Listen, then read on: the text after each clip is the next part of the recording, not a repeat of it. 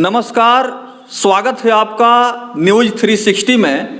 मैं हूं मेराज अहमद सिद्दीकी अपने सहयोगी चंद्रशेखर के साथ। आज हम हेल्थ और हाइजीन से जुड़े हुए कार्यक्रम को आगे बढ़ाते हुए जिस चिकित्सक से आपको प्रत्यक्ष रूप से रूबरू करा रहा हूं, ये जिला सिवान के जाने माने ऑर्थोपेडिक चिकित्सक हैं, यानी हड्डी जोड़ एवं नस रोग विशेषज्ञ हैं।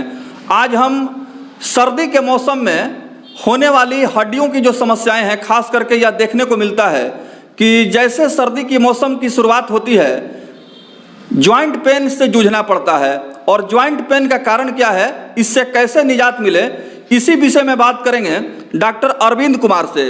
जी, स्वागत है सर आपका हमारे कार्यक्रम में।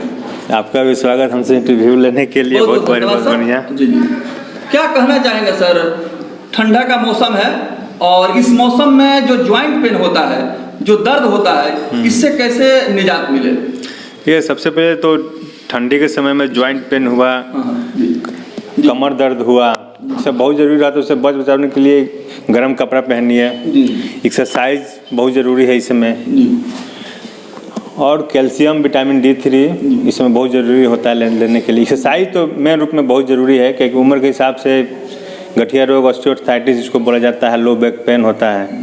इसमें ठंडी के समय मस्कुलर स्पाज्म बहुत कॉमन चीज़ है। ठंडा आदमी को लग जाता है तो कमर दर्द शुरू हो जाता है, गर्दन में दर्द होने लगता है, जॉइंट कमर ठेवना में दर्द होने लगता है। इसमें कैल्शियम फिजियोथेरेपी बहुत ज़रूरी है इस रीजन में।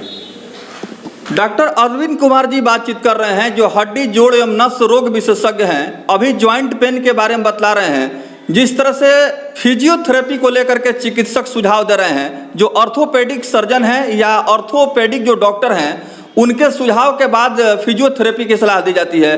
फिजियोथेरेपी सर कितना कारगर है इसमें?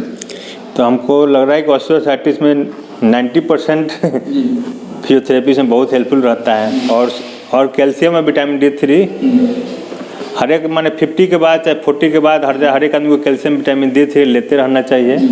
इसका डोज कम से कम 1-2 महीना कंटिन्यू लेते रहना चाहिए, फिर छोड़ देना चाहिए, फिर 1-2 महीना। और दूध, जो भी कैल्शियम का स्रोत है, मीट, मुर्गा, अंडा, दूध, दही, सब खाते रहना चाहिए। इसमें कैल्शियम मिलते रहे। धूप हुआ, विटामिन D3 हुआ, धूप, सन से भी थोड़ा सा शारीरिक मेहनत बहुत ज़रूरी है, खासकर कमर दर्द के ठेवना के लिए। किसी भी आदमी के लिए शारीरिक एक्सरसाइज होते रहेगा तो सब दर्द ठीक रहेगा। शारीरिक श्रम की आवश्यकता है, और जो लोग फिजिकल एक्सरसाइज नियमित रूप से करते हैं तो कहीं न कहीं बहुत सारी बीमारियों से उनको निजात भी मिल जाती है।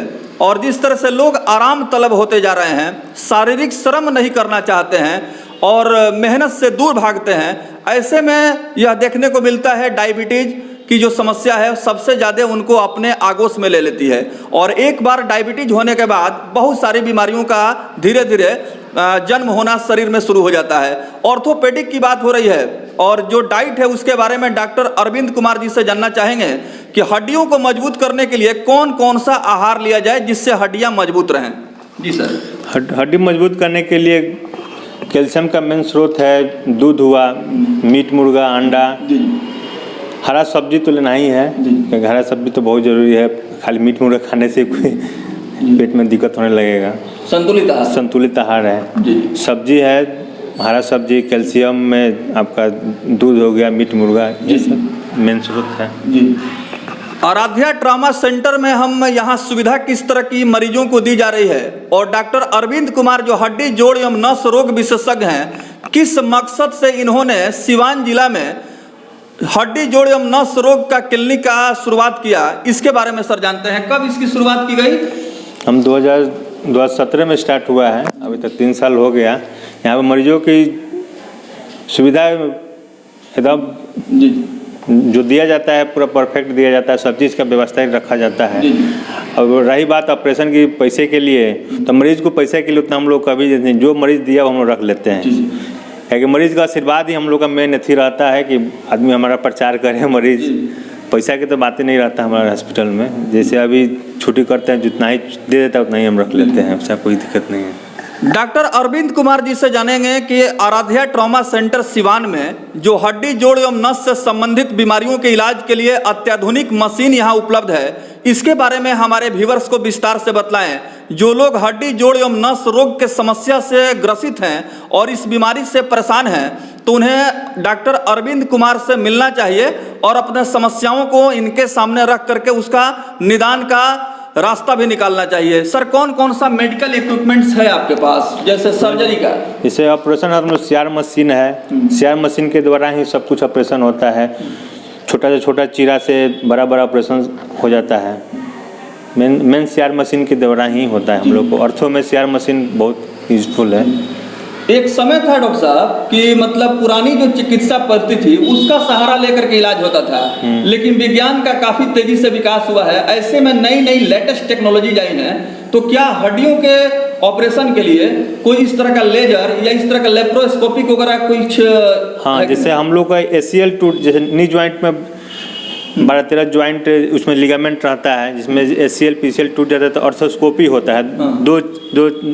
दो छिद्र द्वारा ठेवना में उसको हम लोग रिपेयर कर लेते हैं, रिकन्स्ट्रक्शन कर लेते हैं लिगामेंट के लिए। इसके बाद मूवमेंट बहुत बढ़िया आने लगता है, तो ऑर्थोस्कोपी हड्डी में है। और जो हुआ, जैसे पहले था कि आदमी बड़ा बड़ा चीरा से ऑपरेशन करता था, स्प्लिंट लगा दिया गया, ट्रैक्शन लगा दिया गया, उसके बाद 2-3 महीने आदमी बेड रेस्ट रखता था। अभी जो नया नया टेक्निक आया सीआर मशीन के द्वारा, तो छोटा छोटा चीरा में ऑपरेशन बड़ा बड़ा हो जाता है। बहुत बड़ा हुआ छोटा चीरा में हो जाता है ऑपरेशन। उसमें आदमी 1 महीने के बाद आदमी चलना भी शुरू हो जाता है। तो बहुत आदमी जैसे जैसे अति बढ़ा है वैसे आदमी का मोबिलिटी भी अधिक बढ़ गया है। बहुत कम समय में ठीक हो जा रहा है आदमी सब। डॉक्टर अरविंद कुमार जिला गोपालगंज के सदर अस्पताल में बतौर चिकित्सा पदाधिकारी वहां सेवा दे रहे हैं, और चिकित्सा के क्षेत्र में जब इन्होंने ऑर्थोपेडिक डिपार्टमेंट में अपना कैरियर का शुरुआत किया, तो हम जानना चाहेंगे, बहुत सारे हमारे जो व्यूअर्स हैं, जो मेडिकल के स्टूडेंट्स हैं और मेडिकल की तैयारी में लगे हुए हैं, ऐसे में जिन लोगों को अगर ऑर्थोपेडिक डिपार्टमेंट में तैयारी करनी है या जो इसकी प्रिपरेशन कर रहे हैं, उनको किस तरह का सुझाव देंगे? सर, किस तरह से आप उनको मार्गदर्शन देंगे, चूँकि आप प्रैक्टिस कर रहे हैं? तैयारी कैसे करें ऑर्थोपेडिक सर्जरी का? उसमें तो सबसे पहले MBBS पास करना पड़ता है, उसके बाद फिर PG का तैयारी करना पड़ता है। PG बहुत टफ होता है, और खासकर ऑर्थो लेने के लिए तो भाई रैंक बहुत बढ़िया चाहिए, तब ऑर्थो मिलता है। वही है, मेहनत बहुत ज़रूरी है। ये थे डॉक्टर अरविंद कुमार, जिला सिवान के सुविख्यात ऑर्थोपेडिक चिकित्सक हैं। बहुत सारे ऐसे स्वयंसेवी संस्थान, गवर्नमेंट डिपार्टमेंट और इस तरह के बहुत सारे विभाग हैं जो समय समय पर चिकित्सकों को नामी पुरस्कारों से नवाजते हैं। आप तस्वीरों के माध्यम से देख भी रहे हैं, ये तमाम पुरस्कार डॉक्टर अरविंद कुमार को ऑर्थोपेडिक डिपार्टमेंट में शानदार कार्य करने के लिए अलग अलग संस्थाओं के द्वारा इन्हें सम्मानित किया गया। आइए डॉक्टर अरविंद कुमार से जानते हैं कि जो पुरस्कारों का एक लंबा लिस्ट यहाँ मैं देख रहा हूँ, किन किन क्षेत्रों में सर आपको ये प्राप्त हुआ? ऑर्थो डिपार्टमेंट हुआ है नी ज्वाइंट के लिए, क्लब फुट के लिए, ये सब, जिसमें बच्चा में से क्लब फुट पे टेढ़ा हो जाता है, उसमें किस तरह ऑपरेशन से, किस तरह प्लास्टर से ठीक हो जाता है, उसमें हम लोग काम किए हुए हैं। उसके बाद नी ज्वाइंट में जो पेन होता है, चाहे ऑर्थोस्कोपी जो ऑपरेशन हो रहा है, एथी वाला ज्वाइंट में भी, जैसे ऑस्टियोआर्थराइटिस में भी ऑर्थोस्कोपी होता है, जो ऑस्टियोफाइट रहता है उसको निकाल देने से भी दर्द बहुत कम हो जाता है। 80-90% दर्द कम होता है, उसके इसमें मिला है।